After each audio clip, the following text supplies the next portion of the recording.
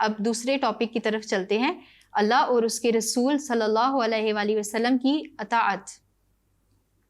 سب سے پہلے اس بات کو سمجھ لیں کہ اطاعت سے کیا مراد ہے۔ اطاعت سے مراد ہے مکمل سپردگی،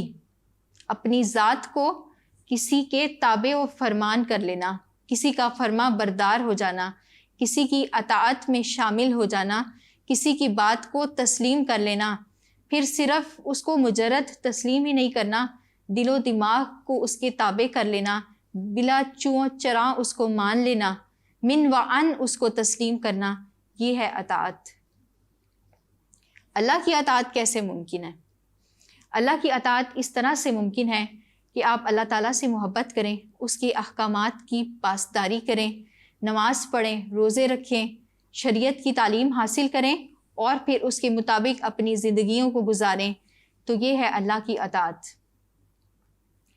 پھر اللہ تعالیٰ نے قرآن مجید میں اپنی اطاعت کا ایک بہت ہی خاص اور اہم طریقہ بتایا۔ اللہ تعالیٰ قرآن مجید میں فرماتے ہیں، من یطیع الرسول فقد اطاع اللہ، جس نے رسول کی اطاعت کی تو گویا اس نے میری اطاعت کی۔ رسول اللہ صلی اللہ علیہ وآلہ وسلم کی اطاعت اللہ کی اطاعت ہے، کیونکہ رسول اللہ صلی اللہ علیہ وآلہ وسلم کو اللہ تعالیٰ نے مبعوث کیا، اللہ تعالیٰ نے ان کو نبی بنا کر ہم تک بھیجا۔ تو رسول اللہ صلی اللہ علیہ وسلم اپنی خواہشات نفس سے کچھ نہیں کہتے۔ قرآن مجید اس بات کی طرف اشارہ کرتا ہے کہ رسول اپنی خواہشات نفس کے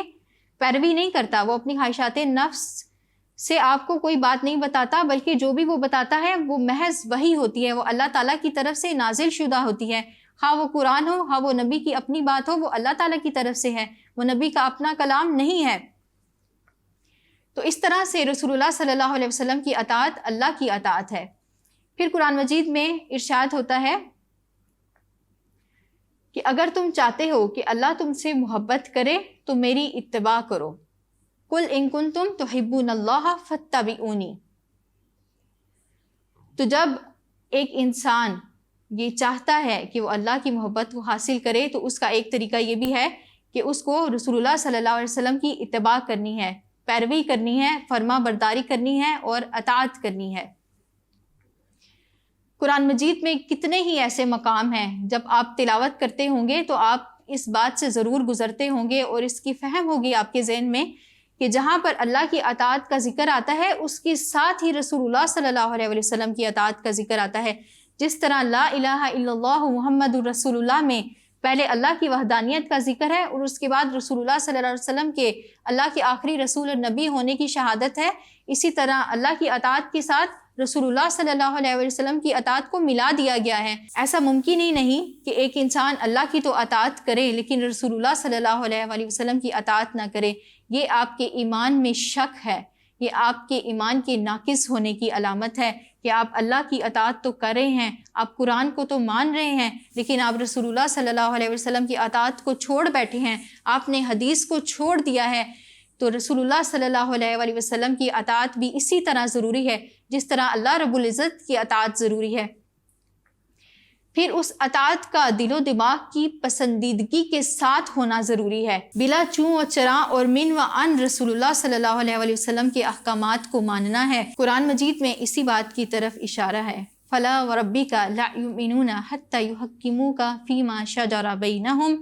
ثم لا یجدوا فی انفسہم حرجا مما قضیت۔ اللہ کی قسم یہ لوگ اس وقت تک مومن نہیں ہو سکتے جب تک کہ یہ اپنے فیصلوں میں، اپنی روزمرہ کی زندگی میں آپ کے فیصلوں کو، آپ کی بات کو آخر نہ مان لیں اور پھر اس کے بعد اپنے دل میں اس کے بارے میں کوئی تنگی بھی محسوس نہ کریں۔ تو بچوں، آپ لوگوں نے یہاں نوٹ کیا ہوگا کہ صرف اطاعت ضروری نہیں ہے، اطاعت کو دل اور دماغ کے ساتھ ماننا ہے۔ آپ کا دل کر رہا ہے آپ اچھا لباس پہن کر باہر جائیں لیکن شریعت آپ کو اس بات سے روکتی ہے، تو یہ رسول اللہ صلی اللہ علیہ وسلم کی اطاعت کے منافی ہوگا کہ آپ اچھا لباس پہن کر بے حجاب باہر نکل جائیں اور آپ رسول کی اطاعت نہ کریں، پاسداری نہ کریں، تو آپ نے یہاں پر اپنی خواہشات نفس کو غالب کر لیا اور رسول کی اطاعت کو پس پشت ڈال دیا۔ اللہ ہمیں اپنی اور اپنے رسول کی بھرپور اطاعت کرنے کی توفیق عطا فرمائے۔ اس کے ساتھ ہی یہ والا نقطہ اختتام پذیر ہوا۔